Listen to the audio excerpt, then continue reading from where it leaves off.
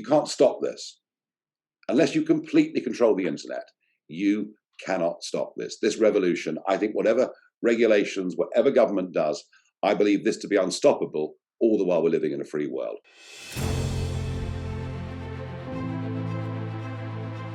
Hello and welcome to this week in review with Nigel Farage.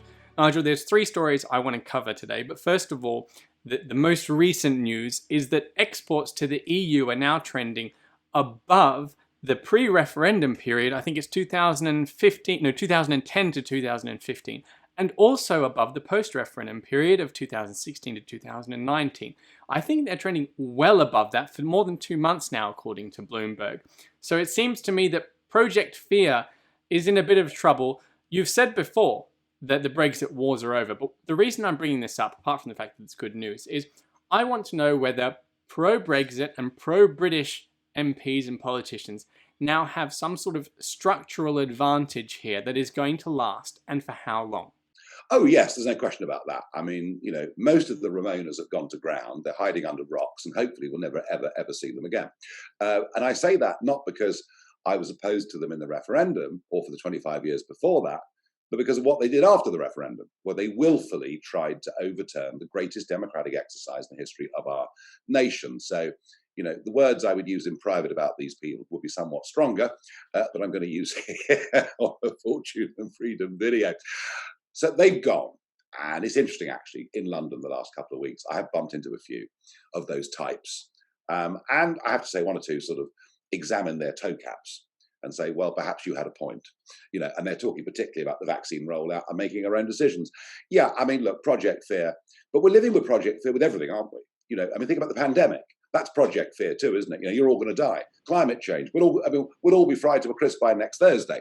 And so Project Fear in the referendum, that's part of what government and even to some extent big business now do. They want us all to be terrified. I have to say I'm delighted with the figures. There are some obstacles to doing business with Europe that weren't there before, but then the compensatory factor for that is we do have the ability to set our own rules in our own industries and to open up much more freely to the rest of the world. And 85% of the world, in terms of economics, is outside the Eurozone. So yeah, all of these sort of hell and damnation predictions, none of them have come true, thank goodness. So we do have a big advantage. Those of us on the Brexit side are in control of this national debate. The question is whether this government has got the vision to turn that into as big an advantage as it could be. And of course, I've said it before, but I'll say it again, genuine supply side reforms, genuinely making life easier for the 6 million men and women that run their own businesses in Britain would be a heck of a thing to do. And everywhere I go, I still hear the story that medium-sized companies are having to take on more staff just to deal with red tape. And our tax system gets ever more complicated. The regulators don't appear to have eased up. So yes, we're in the pound seats, but we just need to use that advantage. At the moment, it's not happening. And it would appear that, frankly, Boris Johnson isn't very interested in economics.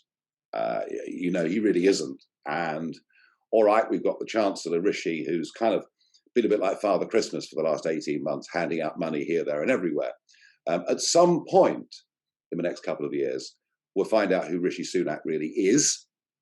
And let's hope we do have a genuinely pro-enterprise Chancellor of the Exchequer. We don't know yet. Let's cross our fingers. And it would actually matter now that they can make their own legislation. Absolutely. We've been inundated with emails from people who responded to an email that we published from a reader about his difficulties in trying to transfer money to a cryptocurrency exchange. Now, we've been talking about cryptocurrencies a lot in Fortune and Freedom. You've been very vocal, although measured, always mentioning the risks, as we always should. But what's your message to the people who are experiencing the same sort of thing, where the bank is making life very difficult, or I would actually say almost impossible, if not impossible, to transfer money to cryptocurrency exchanges in order to be able to buy things like Bitcoin and Ethereum?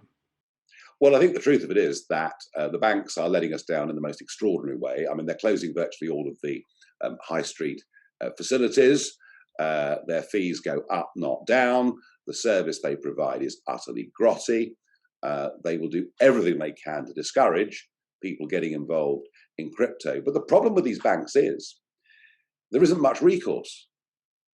If the bank says no, then apart from closing your account, what can you actually do?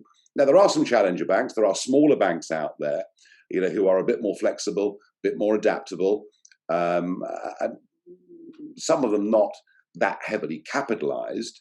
And I certainly wouldn't recommend if people have got a lot of money sitting on current account, which they shouldn't, but if they have, I certainly wouldn't recommend putting everything into these challenges. But up to £85,000, you are protected with each individual bank that you go to.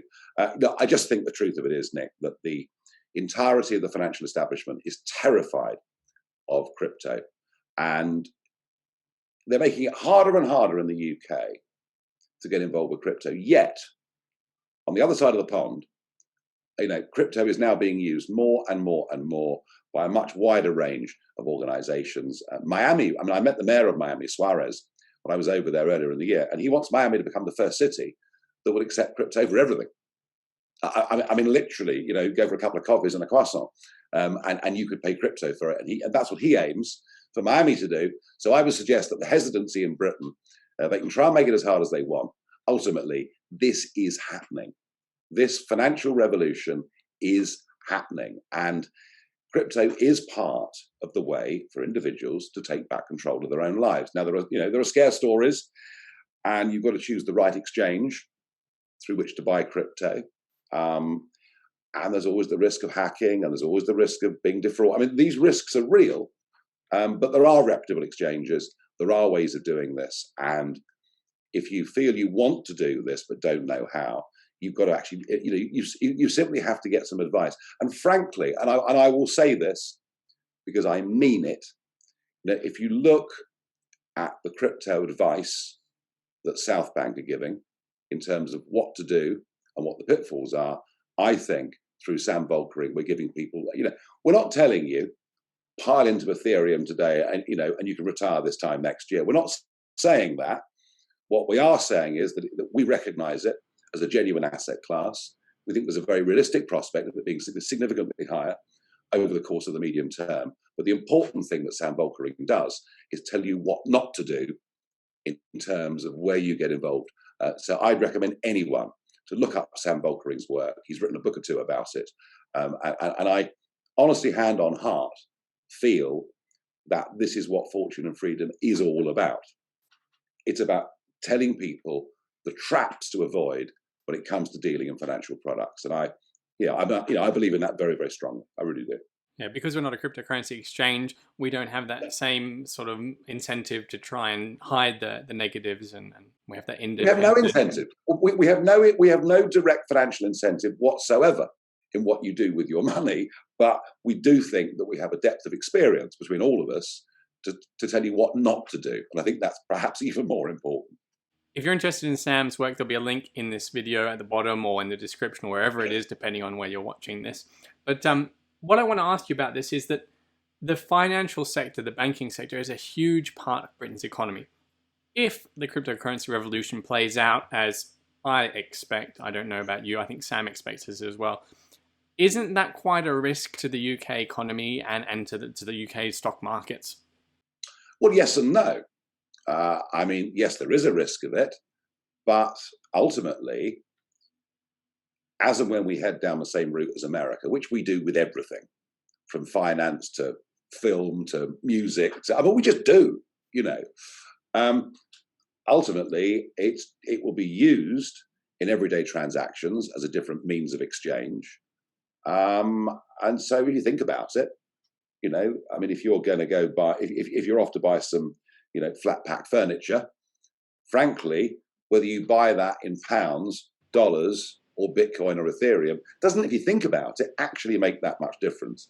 The big difference is how our government going to raise taxes and revenues from earnings in cryptocurrency. And that's the part of the equation that we haven't solved. And this is why central governments and central banks are so scared of it. Ultimately, they've got to find some way, not of controlling what you do, they've got to find some way of making sure money doesn't leave the economy in very, very large amounts. But look, I tell you something, you can't stop this. Unless you completely control the internet, you cannot stop this. This revolution, I think whatever regulations, whatever government does, I believe this to be unstoppable, all the while we're living in a free world. That's the caveat. Let's move on to a very amusing piece of news as far as I'm concerned. There was a report published by the House of Lords which criticised the Bank of England's QE policies, quantitative easing policies, and it suggested that the Bank of England might be addicted to QE. And the Bank of England governor responded by saying that was an inappropriate use of language. There's a bit of woke sort of motivation behind it, suggesting that the word addicted comes with a lot of baggage and they shouldn't be using that sort of language. I'm absolutely, I don't know, bemused and I don't know what to make of this. I think it's hilarious. I wonder what you make of it. And depending on what you say, I'm going to ask the follow-up question, because I think this is absolutely central and crucial to understand for probably the next decade. And yet it's a bizarre way to start the conversation. Yeah, look, the truth of it is that QE, the first bout of QE, inspired by George Osborne when he was Chancellor, is a bit like saying, I'm feeling a bit rough, so I'm going to inject myself with a drug. Oh, I feel a bit better now. But once you've done it once, you do it again. And then you keep on doing it. And in the end, it makes you sicker, not better, as you become addicted to it. I think it was a very appropriate use of words. We are absolutely hooked on it. From it has sprung modern monetary theory. I mean, it's for the birds, believe me. But this idea that we can just keep on creating money, building up debt, and we can go on doing this ad infinitum, and there's never going to be a problem. Well, it may well be. It may well be that after tens of thousands of years of the evolution of man and money, that something has changed like flicking a switch. I don't believe it for a moment. And as we've discussed here before, the idea that inflation is a disease of money caused by government, and this is very much part of the problem. And, we've seen the inflation figures coming out this week in the States. There's no sign of this halting. And in fact, I think the truth of it is that given the components of inflation, both here in America, I think the actual figures we see understate the real inflation that's there in the economy. And there's no one watching this that hasn't noticed the price of things going up very, very substantially. So, Nick, I think for the next few years, my guess is that the I word will dominate much of what we talk about and most of our investment decisions. But hold on a second. There's something about this that made me, spill my coffee, my jaw dropped open. This isn't just the pot calling the kettle black. It's even stranger than that, because the central bank is not addicted to quantitative easing because it doesn't benefit from QE. It's the government that's supposed to be addicted to QE because it's the government that benefits. So I better explain that. So the central bank buys the government debt, which means the government benefits. Now, for the government in the House of Lords to criticize the central bank for being addicted to QE is precisely backwards, right? Yes. It should be the central bank saying to the government, you're addicted to QE and you shouldn't be. You need to reform your fiscal stance. You need austerity effectively. You need to get your finances back under control, because we are not going to continue to print money for you ad infinitum as much as you want, spending as much as you like. You need to stop this addiction. And yet it's the government that said to the central bank that they're addicted, which is just bizarre. There's a couple of points. I mean, I get what you're saying, but there's a couple of points on that. Number one is that House of Lords committee is not actually representing the government; it's representing the House of Lords. So it's not quite as you see it. But the second point, that is a bit more fundamental, is that it was Gordon Brown in '97 that gave the central bank independence from government. But in reality, the bank does what government tells it. So I don't believe in this idea I just don't believe in this idea that the Bank of England is acting genuinely independently. If it was, then it could give the advice, as you suggest, but I just don't think it is. The strange thing about that is the contrast to the European Union, or the Eurozone, where the Germans insisted on a very high level of independence for the European Central Bank, but they're not following the law, as I see it anyway, on that. they are supporting certain governments more than others. They are financing the government deficits of certain governments more than others. And then you've got the sort of semi-independent Bank of England is doing the same thing, but getting criticised for doing it by the House of Lords. So that it's as if the House of Lords and the Bank of England are trying to reenact history, but they've got their parts sort of reversed. They're using each other's lines. And I think that's going to confuse people. But I'm sure, as you say, the inflation word's going to be part of the next few years of discussion. So I think people need to understand this.